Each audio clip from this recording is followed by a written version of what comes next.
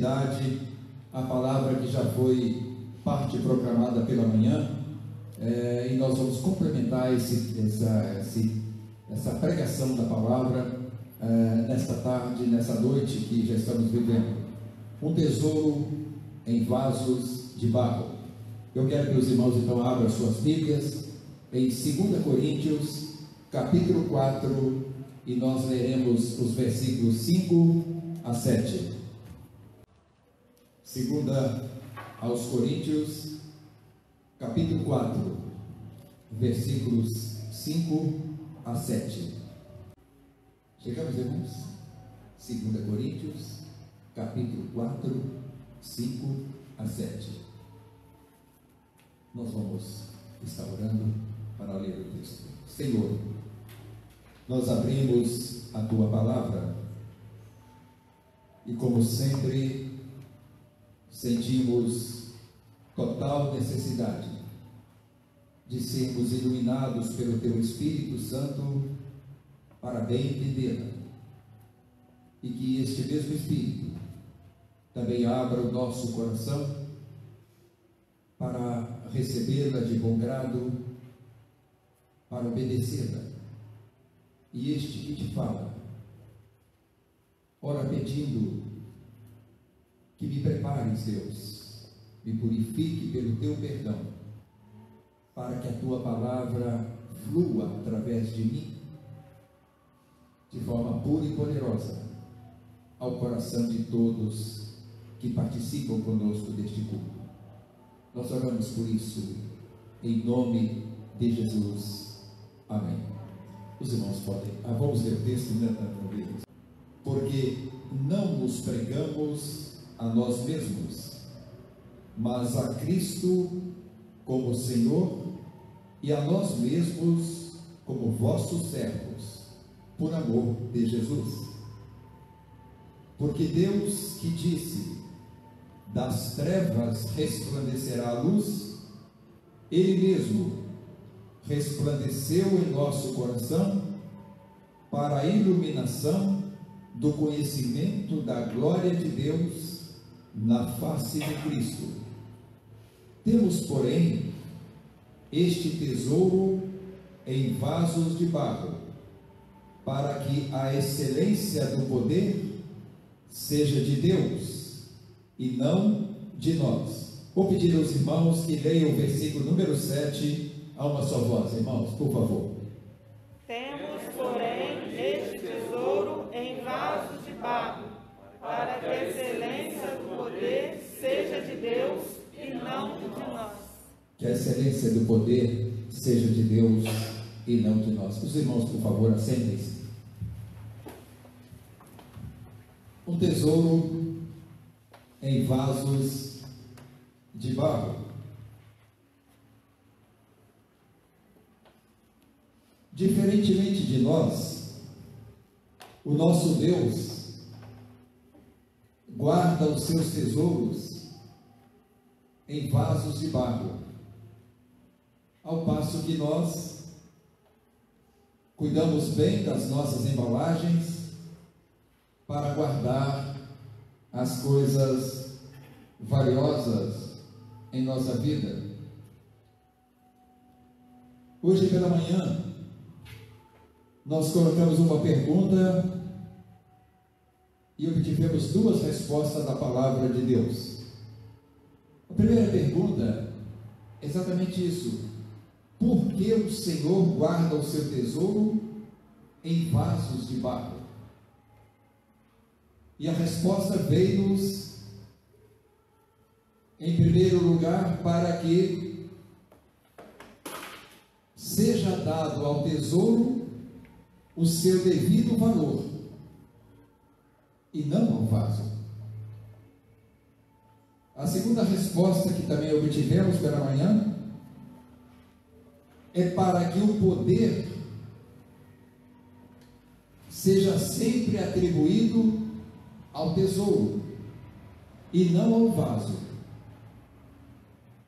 E lá nós concluímos que os vasos, os quais Deus guarda o seu tesouro, somos nós, que o recebemos pela graça, pelo Evangelho, recebemos dele o seu Espírito Santo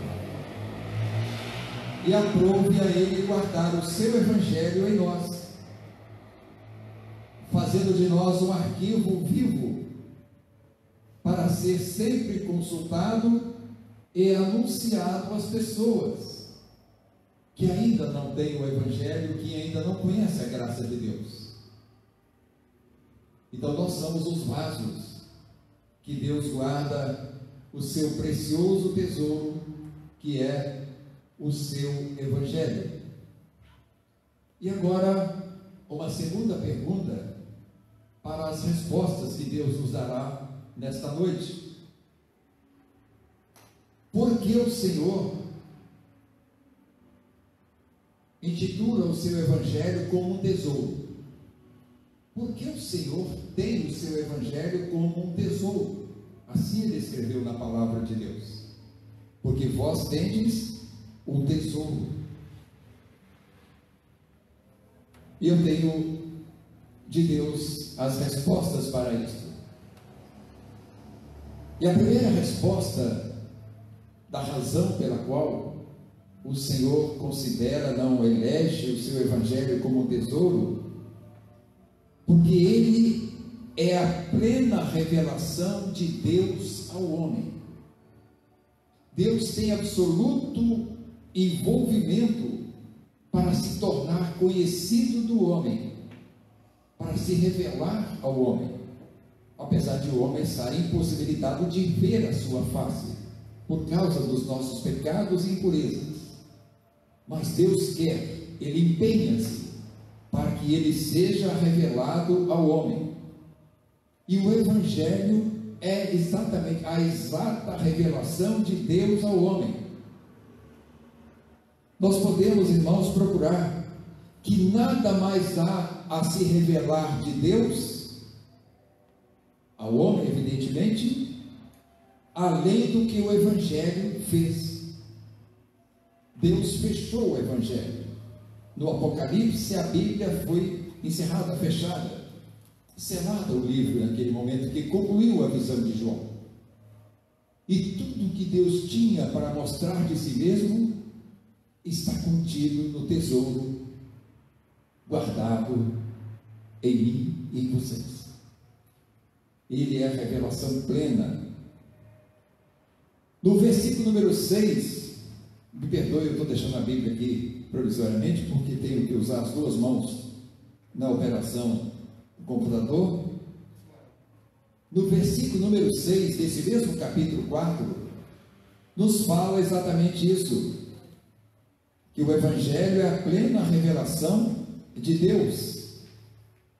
Acompanhe comigo o versículo 6. Porque Deus que disse: das trevas resplandecerá a luz, ele mesmo resplandeceu em nosso coração para a iluminação do conhecimento da glória de Deus. Em que, meus irmãos? Na face de Cristo. Quando nós olhamos, quando o homem contemplou a face de Cristo, estava ali revelada a plena Deus. Paulo descreveu isso aqui de forma tão inspirada, tão maravilhosa.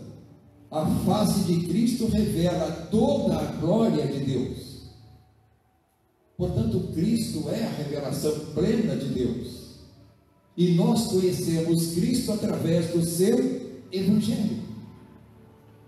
O Evangelho que está guardado no tesouro de barro que é você, querido irmão, que somos nós, que temos esse privilégio, essa honra para os mortais. O próprio Deus se tornou homem para se revelar a nós, as pessoas, os humanos, de uma forma visual, de uma forma autêntica. Então, quando nós olhamos, quando os discípulos olharam para Cristo, eles ainda não tinham entendido que aquilo era a revelação plena de Deus. Um deles, Tomé, perguntou: Senhor, mostra-nos o Pai. E qual foi a resposta de Jesus? Tomé, há tanto tempo estou convosco e vocês não conhecem o Pai. Quem vê a mim, vê ao Pai. Então esse Evangelho de Jesus, irmãos, que o revela a todos nós, é a revelação plena de Deus. O próprio Deus se tornou homem em Jesus, revelando a sua glória a nós. Assim diz o texto que nós acabamos de ler. João capítulo 1, os irmãos não precisam abrir, no seu versículo número 1, ele descreve isso de uma forma resumida, começando da criação e terminando no momento em que Jesus, que Deus encarnou na pessoa de Cristo Jesus. Diz lá João capítulo 1, versículo 1, que no princípio era o Verbo, e o Verbo estava com Deus, e o Verbo era Deus. E discorrendo o restante do capítulo 1, chegando ao versículo 14, João esclarece mais isso, dizendo que o Verbo se tornou carne e habitou entre nós, cheio de graça, diz o texto, e de verdade, e vimos a sua glória como do unigênito do Pai. Então, irmãos, o Evangelho é um tesouro de Deus, porque ele revela Deus na sua plenitude ao homem. Não tem mais como se revelar ao homem, a não ser através do Evangelho. Por isso, nós pregamos a Bíblia, queremos ensiná-la, queremos passar para as pessoas esse tesouro que leva o homem a conhecer a Jesus, e conhecendo a Jesus, conhece a Pai. A segunda resposta que nós temos para a pergunta por que é que Deus classifica o seu Evangelho como um tesouro, é porque também ele revela ao homem o seu estado de perdição. Não fora o Evangelho, meus irmãos, o homem nunca teria tomado conta de que o seu estado natural é um estado de perdição. Perdição que aconteceu quando? Nós todos sabemos que o homem, lá ainda no Éden, ele se incompatibilizou de permanecer naquele ambiente.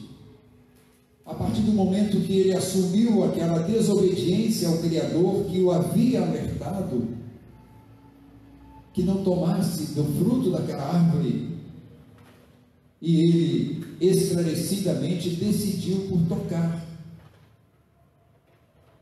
E havia o segundo esclarecimento de Deus: olha, se você optar em tocar, certamente você morrerá. E o homem tomou a decisão e tocou. Ele se incompatibilizou de permanecer naquele ambiente espiritual do Éden, junto de Deus, numa comunhão plena com Deus. E a Bíblia diz que então o homem foi expulso daquele lugar e passou a habitar no ambiente das trevas e da morte, que é o mundo que nós vivemos.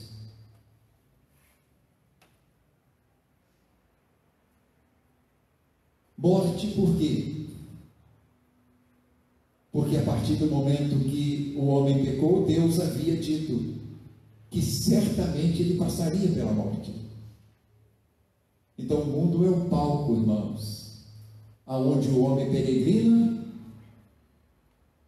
vive o tempo da sua vida, mas com absoluta certeza que vai se cumprir sobre ele aquilo que Deus havia decretado.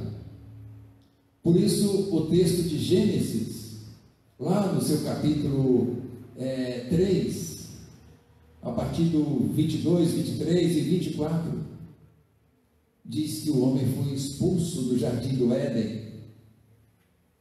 Diz o texto, verso 24: e expulso o homem, Deus colocou querubins ao oriente do jardim do Éden, e o refulgir de uma espada que se revolvia para guardar o caminho da árvore da vida. Por que é que Deus colocou um anjo armado para guardar a árvore da vida? Para que o homem não pudesse voltar àquela árvore. Mas por quê? O texto do verso 22 responde: porque se o homem tocasse no fruto da árvore da vida, ele viveria eternamente. Mas há uma promessa, não um decreto de Deus, que o homem não pode viver perpetuamente em pecado. Por isso a árvore da vida está guardada ainda. Aliás, ela está no céu. Só terão acesso a essa árvore da vida aqueles que entrarem pela porta, que é Cristo Jesus. Então o homem foi expulso, e aí se revela através da palavra o seu estado de impureza, o seu estado de morte, que ele terá inevitavelmente que passar. Deste ambiente, o homem não pode sair por si mesmo, irmãos. Nós não temos nenhuma forma de que por nós mesmos saiamos deste mundo de trevas e de morte que estamos inseridos. Nós precisamos de um resgate milagroso, de um resgate extraordinário. E esse resgate foi providenciado por Deus, quando Ele enviou o seu Filho Jesus a este mundo para ser o nosso resgatador. Um dia desses nós vamos falar sobre resgate. Então, resumindo, irmãos, pelo precioso Evangelho, o homem tem conhecimento desse estado de perdição, mas também tem o conhecimento de que Deus providenciou o seu resgate na pessoa de Cristo Jesus. Por isso ele é sim um tesouro, irmãos, um tesouro preciosíssimo, que muitas vezes nós não valorizamos tanto, os homens não valorizam tanto ainda, infelizmente. Faz sentido, irmãos? Amém? A máscara não deixa a gente responder direito, né? Isso, eu estava ali tentando cantar os hinos, tanta saudade que eu estava de cantar hinos, de ouvir os irmãos, né? Mas com a máscara fica difícil, né? Mas a gente tem que ficar próximo mesmo, né? A terceira resposta à pergunta: por que é que Deus classifica o Evangelho como tesouro? É porque pelo Evangelho é revelado ao homem o caminho para o seu retorno à vida. Lembramos, saímos do Éden para o caminho da morte. Estamos nele. Estamos caminhando para a morte. Mas no meio de todo esse emaranhado que nos leva para a morte, há o caminho que nos volta à vida que tínhamos com Deus antes da nossa queda no paraíso. Faz sentido, irmão, também? Então é lá no Evangelho que isso é revelado ao homem.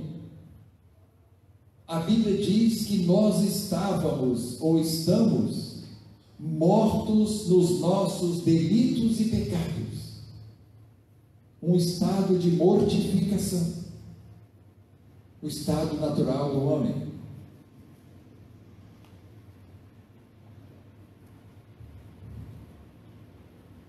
O homem está morto em seus delitos e pecado, é o nosso estado pós-Éden. Um viver com destino a uma morte. Mas essa morte hoje tem dois caminhos. Ela pode nos levar para uma eternidade sem Deus, mas também para uma eternidade com Deus. E é o Evangelho que revela, aponta esse caminho que conduz o homem novamente a uma eternidade com Deus, a qual nós iniciamos no Éden. E resolvemos passar pela morte. Em Jesus, irmãos, pelo grande amor e misericórdia de Deus, Ele nos restituiu esse caminho de retorno à vida. A carta de Paulo aos Efésios, ela fala isso de uma forma muito esclarecedora. É um texto que nós normalmente utilizamos para evangelizar as pessoas, tão claro que é um texto, que ele fala do nosso estado normal, natural, de morte para ficar sem Deus, mas fala também de morte com a esperança de eternidade ao lado de Deus.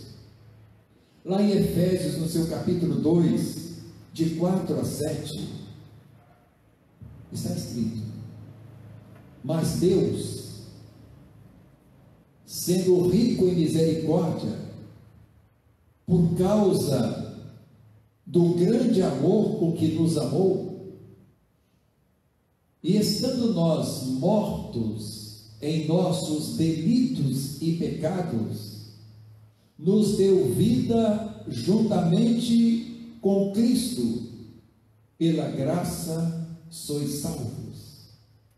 Percebe, irmãos? Deus, na sua infinita misericórdia, amor e compaixão por nós, eu digo que por fidelidade a Ele mesmo, porque esse texto tem esse sentido, fidelidade a Ele mesmo, por quê? Porque Deus, quando criou o homem, dentre toda a criação, Ele disse que o homem foi a sua imagem e semelhança. Amém, meus irmãos? E que o homem só viria passar pela morte se tocasse aquele fruto da desobediência. Não é isso que diz a Bíblia? Então, o projeto de Deus para o humano é o projeto de eternidade, sim, irmãos. Então, quando Ele olhou para nós e nos contemplou mortos em nossos delitos e pecados, e destinados a uma eternidade de sofrimento sem Deus,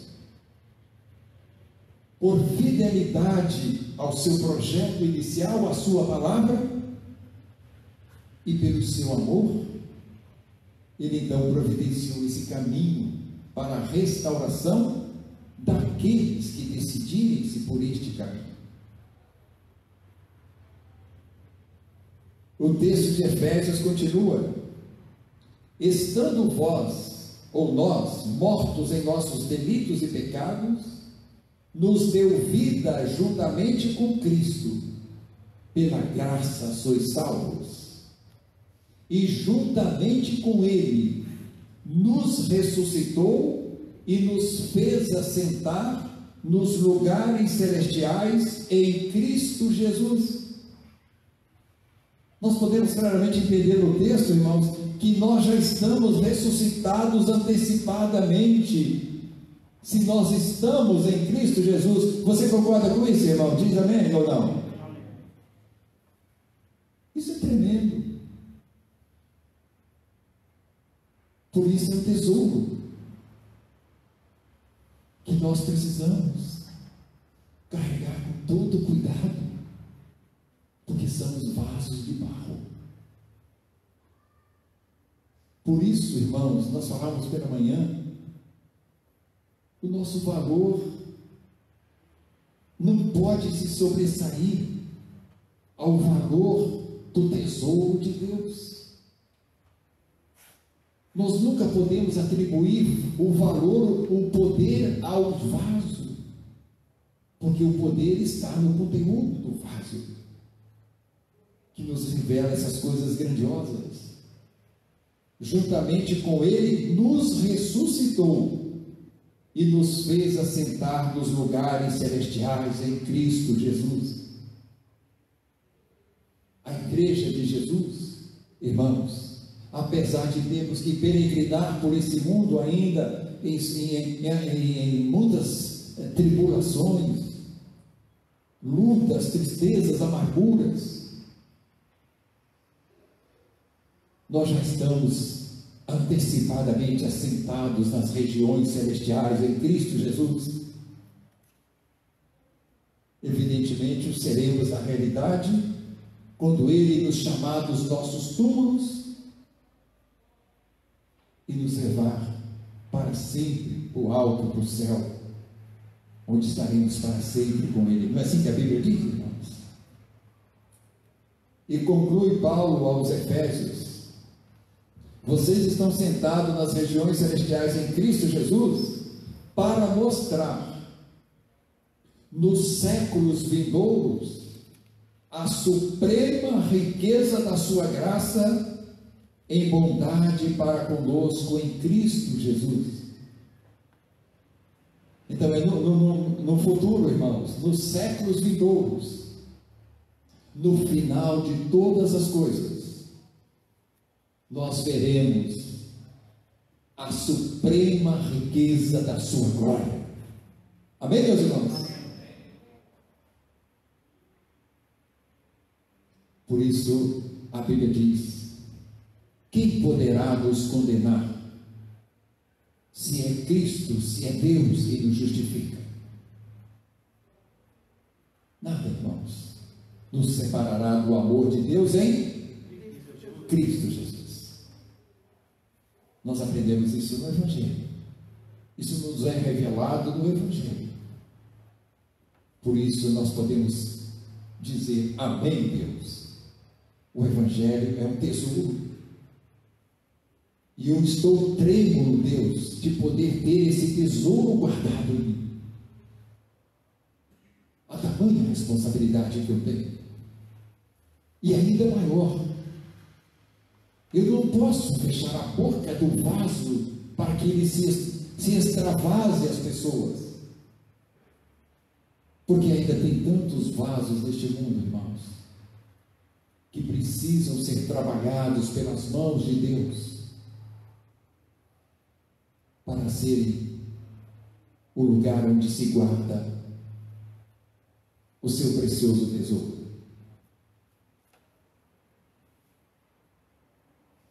Meus irmãos, nós estamos concluindo tudo o que nós aprendemos hoje. E me sinto, sim, irmãos, com uma responsabilidade muito maior, depois que Deus me revelou essa palavra desse texto,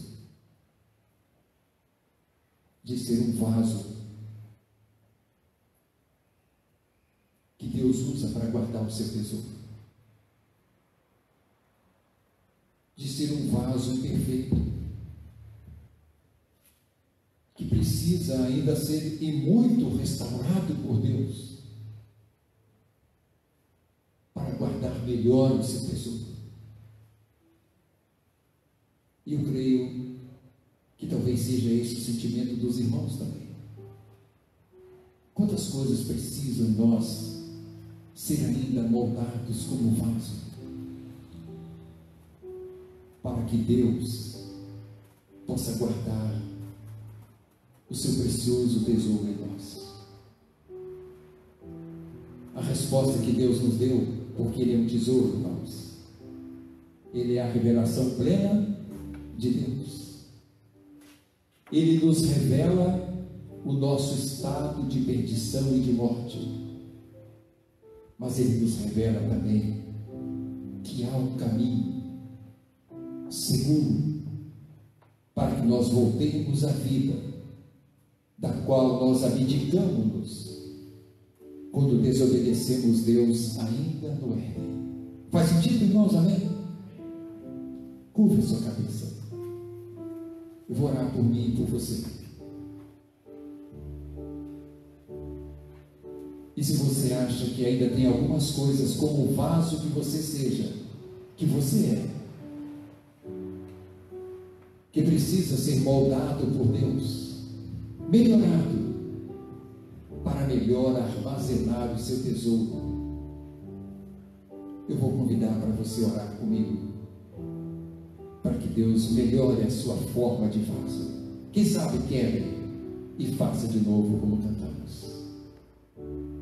Você sente que precisa isso aí da sua vida, irmão? Fique de pé onde você estiver, para que nós possamos orar para Deus consertar este vaso e o seu, se ainda tem que consertar. E eu faço uma segunda pergunta: se entre nós há alguém que ainda não se sente este vaso, porque ainda não se entregou a Jesus para ser por Ele lavado do seu sangue, perdoado e se tornar um vaso de bênção, nós estamos todos em pé. Mas aquele que ainda não tomou essa decisão de se entregar a Jesus, levante a sua mão e nós vamos também estar orando por você. Eu não sei, não conheço todas as pessoas. Senhor nosso Deus, o Teu Espírito nos levou a entender mais o valor do tesouro que temos em nós, que é o Teu Evangelho. E esta revelação, Senhor, nos leva ao sentimento de pedir ao Senhor que nos molde da forma que necessário seja, para melhor suportar o tesouro que Tu guardas em nós.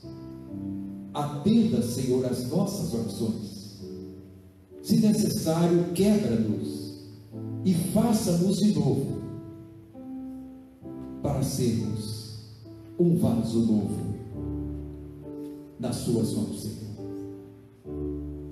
Abençoa o Teu povo que te pede por isso, e este Teu servo que da mesma forma o faz, em nome do Senhor Jesus. Amém.